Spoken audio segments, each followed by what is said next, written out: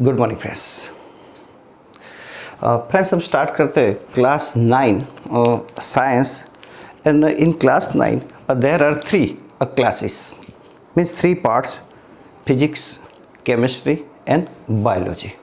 तो here we are using this one. तो friends यहाँ फर्स्ट ऑफ ऑल बात करते हैं तो here the science is divided into 3 parts. So in science 11 science means 9th standard. Science is divided into 3 parts. So physics, chemistry and bio. In your textbook, a chapter number 1 to 8, 1 to 7 is the chemistry. Now here the 8 to 12 is physics and the rest are biology. तो friends today we see physics. तो physics के हम chapter पढ़ते हैं। तो पहले बच्चों बात करते हैं कि साइंस है क्या। तो साइंस मतलब एक संस्कृत लिटरेचर में साइंस को हम कहते हैं, इन संस्कृत लिटरेचर साइंस में specific knowledge, a specific knowledge of any subject. तो फिजिक्स के अंदर क्या आएगा, तो पहले हम बात करते हैं दोनों में। केमिस्ट्री का मतलब क्या होता है, तो study about the structure of substance. कोई ये पेन है तो पेन किससे बनी है, तो वो स्टडी अबाउट द सब्सटेंस, कोई भी सब्सटेंस का स्टडी करता है, structure, study about the structure of the substance. Biology क्या है, तो बायोलॉजी बच्चों हम बोलते हैं अ study about the living organism, body of the living organism, मतलब लिविंग ऑर्गेनिज्म की बॉडी कैसी स्ट्रक्चर है। तो study about the structure of the living organism, मतलब लिविंग ऑर्गेनिज्म की बॉडी के स्ट्रक्चर को स्टडी करता है। फिजिक्स क्या है, तो फिजिक्स को हम थोड़ी डिटेल में देखते हैं। तो पहले मैं बात बता देता हूँ कि फिजिक्स है क्या। तो friends you see a physics means, physics तो generally physics is the a Greek word. तो friends actually it's name is the physics science. तो हम बोल सकते हैं physics is the Greek word and is meaning is nature and science means specific knowledge in Sanskrit word है and its meaning is specific knowledge.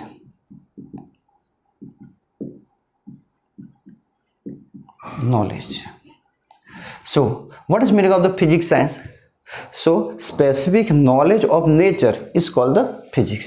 तो हम ऐसा भी लिख सकते हैं specific knowledge of nature is called physics. अब ये बच्चों नेचर क्या है तो थोड़ा हम समझते हैं। तो फ्रेंड्स अभी हम बात कर रहे हैं कि आप मुझे देख रहे हैं, तो आप मुझे देख रहे हैं तो मतलब वेव्स की वजह से। यहाँ आप देख सकते हैं लाइट है, तो लाइट की मदद से भी आप देख सकते हैं। यहाँ बच्चों हम देखते हैं बहुत गर्मी पड़ रही है, तो थोड़ी देर के बाद बच्चों थोड़े दिनों के बाद बारिश आएगी। तो ये सब क्या है, दिन रात होते हैं, सीजन चेंज होती है बच्चों, ये सब है फिजिक्स, मतलब हमारा नेचर है। और नेचर को स्टडी कौन करता है, तो फिजिक्स करता है। तो स्पेसिफिक नॉलेज ऑफ नेचर, तो ऐसा भी कह सकते हैं स्टडी अबाउट द नेचर। पर ये वर्ड थोड़ा ऊपर से, मैं थोड़ा डिटेल में जाता हूँ कि फिजिक्स क्या है। तो फिजिक्स समझने के लिए हम सिंपल बात समझते हैं कि कोई भी नेचर को टू अंडरस्टैंड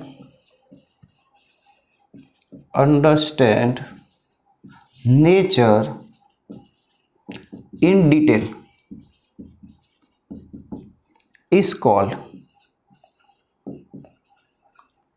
physics. मतलब फिजिक्स मतलब to understand the nature in detail is called the physics. मतलब नेचर को हम डिटेल में समझे उसी को हम क्या बोलते हैं, फिजिक्स बोलते हैं। तो फिजिक्स मतलब हम बोलेंगे to understand the nature in detail. तो नेचर को हम डिटेल में समझे उसको हम बोलेंगे फिजिक्स बोलेंगे। तो यहाँ पर फिजिक्स के अंदर आएगा क्या, तो यहाँ हम थोड़ी बातें धीरे धीरे इसके अंदर हम पढ़ते जाएंगे। आप मुझे सुन सकते, वो भी फिजिक्स है। आप ये लाइट को देख सकते, मतलब लाइट को आप महसूस कर सकते, देख नहीं सकते, तो वो भी फिजिक्स है। फैन चल रहा है तो हम हवा आ रही है तो हवा क्या है, फिजिक्स है। सनलाइट आ रही है तो वो फिजिक्स है। अब बच्चों ये गर्मी मुझे लग रही है, वो भी फिजिक्स है। अब कैसे, तो वो we will say in detail. बच्चों मैं कोई वर्क करता हूँ, ये पेन को यहाँ से छोड़ देता हूँ, नीचे आ जाती है, तो वो भी फिजिक्स है। और कई बातें ऐसी होती है कि आप देख सकते हैं कि कुछ चीज़ें वर्क कर रही है, मोशन कर रही है, तो वो भी बच्चों क्या है, फिजिक्स है। आप मुझे देख रहे हैं तो यहाँ इलेक्ट्रोमैग्नेटिक वेव्स मोशन कर रहे हैं, वो भी फिजिक्स है। यहाँ आप जो ऑनलाइन पढ़ रहे हैं वो भी फिजिक्स है। तो ये फिजिक्स क्या है, प्लेन उड़ रहा है, रोड पर हम चल रहे हैं, साइकिल चल रही है, व्हीकल चल रहे हैं, तो वो सब क्या है, फिजिक्स है। तो यहाँ friends today we see what is meaning of the physics. To understand the nature in detail is called the physics. Means physics mean nature, nature की बातें हम समझेंगे, नेचर को समझेंगे, तो वो हम बोलेंगे फिजिक्स। तो यहाँ फ्रेंड्स हमारी बात है, तो फिजिक्स के अंदर क्या होगा, तो अभी आपको क्लियर समझ में आ गया कि what is meaning of the physics. To understand the nature in physics, to understand the nature in detail is called the physics. बारिश कैसे होती है, दिन रात कैसे होते हैं, वैसे जो बताया मैंने। तो यहाँ पर फिजिक्स के अंदर हम एक थोड़ी सी बात करते हैं, तो हमारे सब्जेक्ट की बात करते हैं, तो चैप्टर नंबर 8 होगा, वो है मोशन। चैप्टर 9 है, 10 है, 11 हो रहा है, ये 12 है। ये 5 चैप्टर फिजिक्स के हैं। यहाँ हम लिखेंगे force and laws of motion.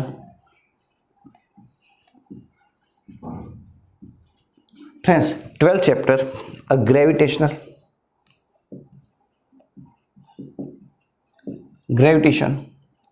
इसके बाद हम पढ़ेंगे वर्क एनर्जी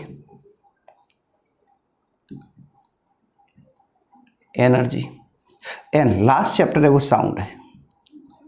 तो there are 5 chapter of the physics. 9th standard में ये 5 जो चैप्टर है वो फिजिक्स है। तो यहाँ हम शुरू करते हैं चैप्टर नंबर 8 से। What is meaning of motion. Motion से स्टार्ट करते हैं, पर मोशन समझने से पहले मैं आपको थोड़ी सी बातें बता देता हूँ। तो यहाँ friends chapter number 8, it's name is the motion. तो फ्रेंड्स मोशन स्टार्ट करने से पहले हम थोड़ी देर आपका नॉलेज चेक कर लेते हैं। चेक नहीं करता, पर समझ लेते, याद करवा देता हूँ आपको कि फिजिकल क्वांटिटी आती थी, आप स्टैंडर्ड 8 में पढ़े होंगे। तो physical quantity,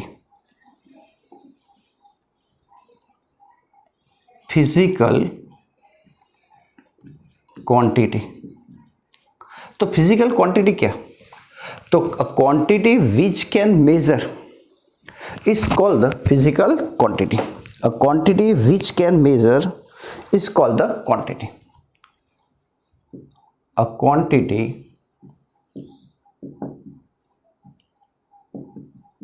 which can measurable भी कह सकते हैं, या measure a quantity which can measurable is called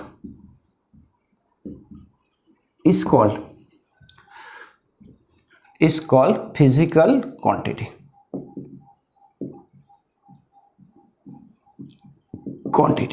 अब फिजिकल क्वांटिटी क्या, तो फ्रेंड्स आप पढ़ चुके थे, मास है। इसके बाद बच्चों आप पढ़े थे लेंथ है,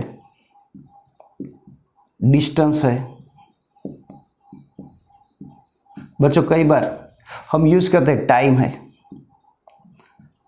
तो ये सब जो है बच्चों वो फिजिकल क्वांटिटी है जिसको हम मेजर कर सकते हैं।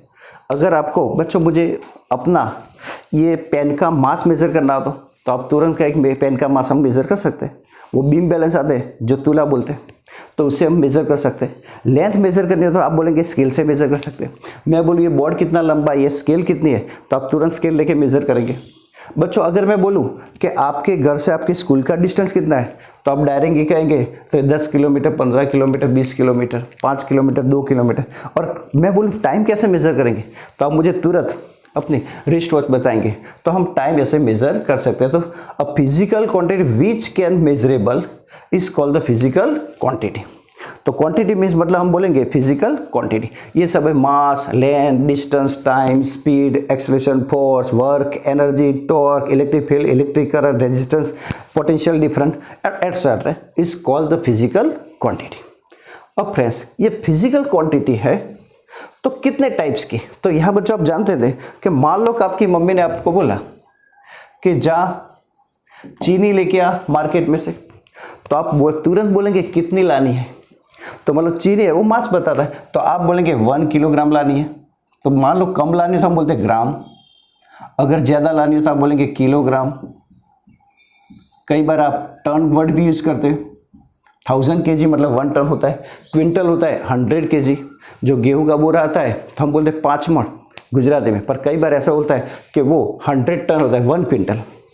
यहाँ बच्चों कई बार बांधते हैं कि चलो लेंथ मेजर करनी है, तो लेंथ मेजर करनी है तो छोटी सी लेंथ हो तो आप बोलेंगे mm में मेजर करते हैं, पर मैं बोले इस पेन की लेंथ मेजर करनी है तो आप बोले सेंटीमीटर। अगर मैं बोले इस रूम का कितनी लेंथ होगी तो आप बोलेंगे मीटर है, पर मैं बोलूँ कि यहाँ से एक सिटी से दूसरी सिटी कितनी दूर है तो आप तुरंत बोलेंगे किलोमीटर। तो ये बच्चों लेंथ हम इसमें मेजर करते हैं। अगर मैं टाइम बोलूँ तो कई बार हम वर्ड यूज़ करते हैं टाइम किस में मेजर करेंगे, तो कोई बोलेंगे सेकंड में करते, कोई बोलेगा मिनट में करते, और कोई बोलेगा आवर में करते, कोई बोलेगा डे में भी कर सकते, वीक में भी कर सकते, और हमारी जो उम्र होती है वो भी क्या होती है, ईयर में होती है। तो ये सब हमने लिया। तो ये जो है this is called the physical quantity. बहुत फिजिकल क्वांटिटी है, पर हम उसको बोलते हैं फिजिकल क्वांटिटी, क्योंकि फिजिक्स के अंदर बच्चे वर्ड मैं बार बार यूज करूंगा तो आपको मालूम तो होना चाहिए कि वर्ड क्या है। तो फिजिकल क्वांटिटी, तो ये सब क्या है, तो ये सब इसके यूनिट है, ये सब इसके क्या है, यूनिट है। अगर मान लो कि आप गोल्ड लेने गए तो आप ग्राम में मेजर करेंगे, 10 ग्राम इज इक्वल 1 तोला। अगर आप कोई ज़्यादा चीज़ घर की चीज़ लेने जाते आप किलोग्राम में, अगर आप कोई आयरन के कुछ लेने जाएंगे तो आप टन में बोलेंगे। अगर मान लो कि आप कोई खाने की चीज़ें गेहूँ वो सब लेने गए तो आप बोलते हैं क्विंटल। अगर लेंथ आपको बहुत छोटी हो तो इस पॉइंट की बात करें तो मैं बोलूँ इस पॉइंट की कितनी होगी तो आप mm में कहेंगे, पर मैं बोलूँ इसकी लेंथ कितनी होगी तो आप सेंटीमीटर कहेंगे, पर मैं बोलूँ इस रूम आप मुझसे मतलब कितना दूर है तो मीटर, पर मान लो एक से distance between the two city तो किलोमीटर। टाइम तो दिस यूनिट, तो इस called the mass physical quantity and is called the unit. तो यूनिट के बारे में क्या कह सकते हैं, तो ये फिक्स है, पहले से फिक्स किए, और जो फिक्स की होती है उसको हम बोलते हैं standard. Standard measurement of any physical quantity is called the unit. तो इसकी डेफिनेशन आपको लिखना है, ऐसा लिखेंगे standard measurement of any physical quantity is called unit. Standard measurement of any physical quantity is called the unit. तो यह friends ये हम बात करते हैं। अब बच्चों हमारे चैप्टर पर आ जाते हैं, और उसके बाद एक छोटी सी बात कर देता हूँ, फिर हम चैप्टर पर जाते हैं। वो भी बच्चों आप आगे के स्टैंडर्ड में पढ़े थे, मैं बच्चों आपको सिर्फ याद करवा रहा हूँ, जिससे क्या होगा हमें बहुत काम आएगी और इसकी बार बार ज़रूरत पड़ेगी। तो बच्चों फिजिकल क्वांटिटी तो हम जानते थे कि 2 टाइप की आप फिजिकल क्वांटिटी लेते थे। तो कुछ क्वांटिटी ऐसी आती थी जिसमें हमें सिर्फ मैग्नीट्यूड की जरूरत पड़े तो हम बोलते थे स्केलर क्वांटिटी, और कुछ हम बोलते थे वेक्टर क्वांटिटी।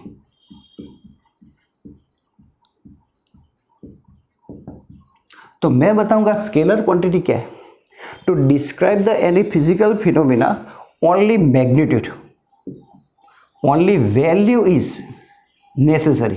हमें सिर्फ वैल्यू की ज़रूरत पड़े तो उसको हम बोलते हैं स्केलर।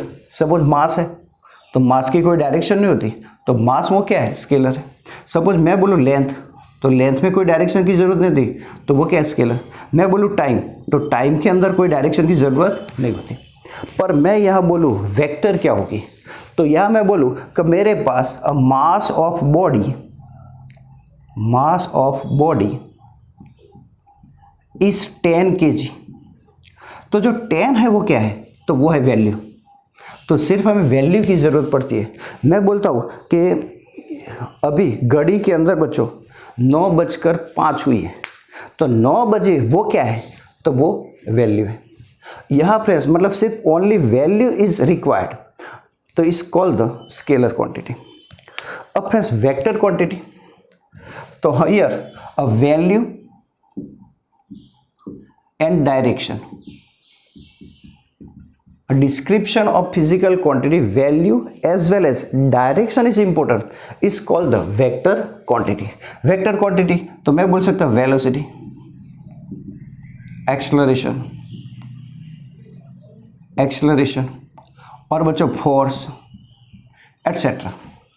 तो मैं फ्रेंड्स ऐसा बता रहा हूँ कि if a person is moving with velocity of 5 kilometre per hour, ये पर्सन 5 किलोमीटर पर आवर की स्पीड से जा रहा है, तो हमें जल्दी समझ में नहीं आएगा। पर वो बोले कि if the person is moving with the 5 kilometre per hour in the east direction, तो हम तुरंत उसको ढूंढ निकालेंगे कि वो कहाँ पहुंचा होगा। तो here the direction and the magnitude and the direction both are required, is called the vector quantity. मैं बोलूँ कि यहाँ से मैं 10 किलोमीटर की स्पीड से 10 किलोमीटर पर आवर की स्पीड से जा रहा हूँ, पर किस तरफ? तो कई बार हमें प्रैक्टिकल लाइफ के अंदर डायरेक्शन चाहिए, और डायरेक्शन इज इंपॉर्टेंट होती है। मान लो कि आपको स्कूल के जाना है, तो स्कूल किस तरफ, तो डायरेक्शन भी फिजिक्स के अंदर बहुत इंपॉर्टेंट होती है। तो इस कॉल्ड द वेक्टर क्वांटिटी। तो I hope you enjoy this lesson and you easily understood a meaning of basic knowledge of the physics. तो ये basic knowledge था। and now here we come on the our chapter, and chapter name is the motion. तो what is meaning of the motion? motion means हम बोलते हैं चलना। कई बार हम बोलते हैं मोशन क्या होता है, तो मोशन का मतलब हम बोलते हैं चलना, या आप ऐसा भी कह सकते हैं कि कई बार हम वर्ड यूज करते हैं गति, कोई भी चीज की गति भी बोलते हैं। तो गति बोल सकते हैं, या बोल सकते हैं चलना, उसको भी हम मोशन बोलते हैं, या मूव भी कह सकते हैं, टू मूव, तो हम इसको मोशन बोलते हैं। अब मोशन किसका, तो किसे मोशन कहेंगे? तो आप जानते हैं कि हमारे रोड पर आप जाए तो देखेंगे व्हीकल चल रहे होते हैं ऑन रोड ऊपर, या फैन चल रहा होता है। फ्रेंड्स हमारी बॉडी के अंदर ब्लड चल रहा है। फ्रेंड्स हम बात करें कि हम साइकिल चला रहे हैं, तो ये सब मोशन है। अर्थ चल रही है, मून चल रहा है, तो पूरा यूनिवर्स भी चल रहा है, तो वो मोशन है। आप मुझे देख रहे हैं तो इलेक्ट्रोमैग्नेटिक वेव्स चल रहे हैं, वो भी मोशन है। तो यहाँ फ्रेंड्स मोशन क्या है, तो इस दुनिया के अंदर कोई चीज़, हर चीज़ चल रही है बच्चों, हर चीज़ चल रही है। एक सिंपल बात करें तो आप बोलेंगे अभी तो मैं खड़ा हूँ, पर बच्चों ध्यान से देखो, हम अर्थ के अंदर है, तो अर्थ चल रही है तो हम चलेंगे। तो यहाँ पे मोशन क्या है, तो हम बोलेंगे द फेनोमेना ऑफ, तो हम बोलेंगे a change in position of an object, change in position of an object. तो हम ऐसा भी लिख सकते हैं द फेनोमेना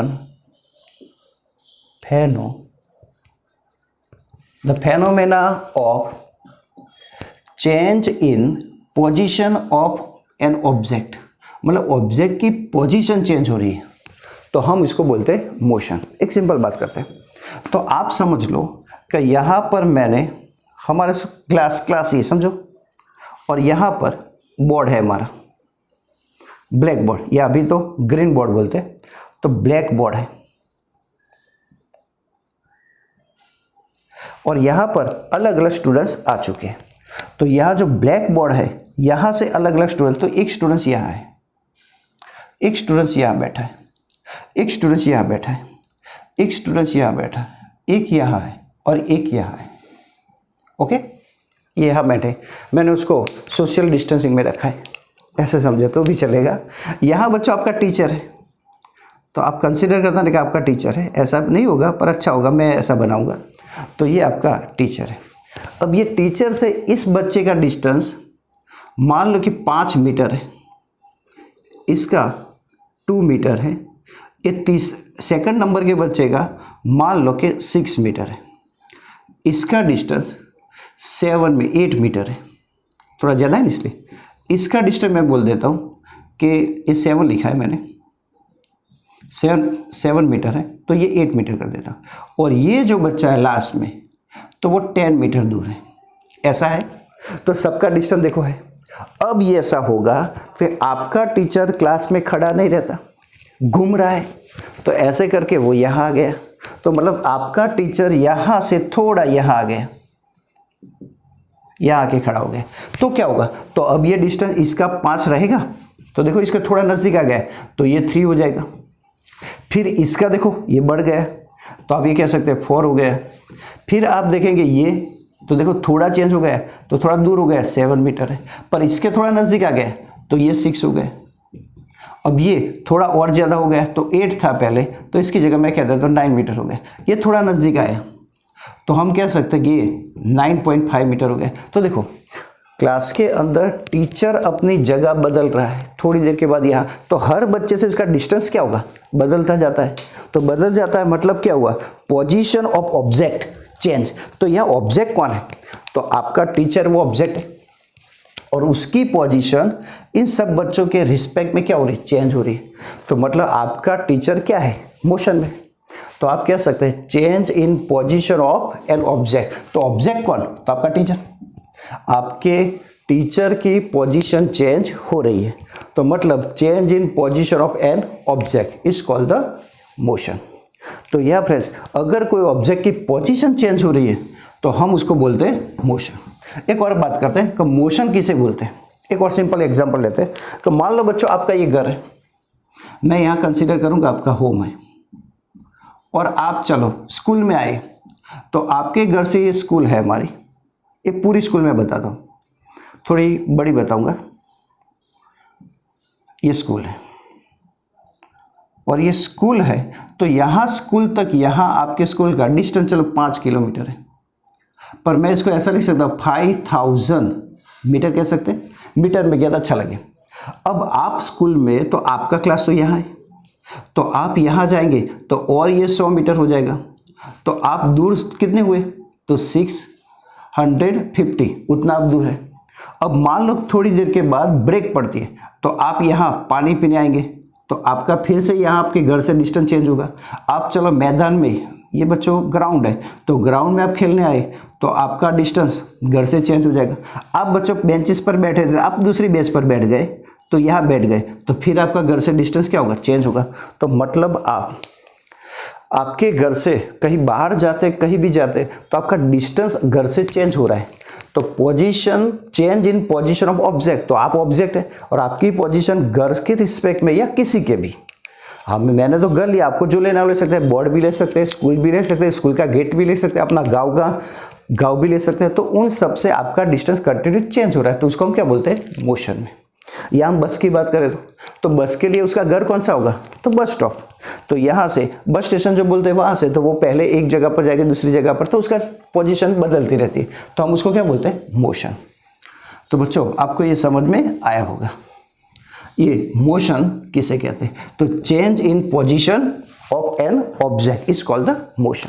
अब फ्रेंड्स मोशन कितने टाइप्स के हो सकते हैं, तो मैं बोलूँगा मोशन कितने टाइप के। तो मोशन हमें ये बुक के अंदर अलग अलग टाइप के दिए, पर मैं बच्चों बोलता हूँ एक मोशन होता है, वो लीनियर मोशन होता है।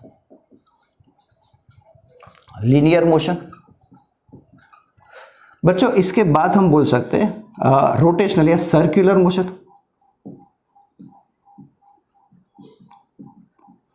Vibration motion,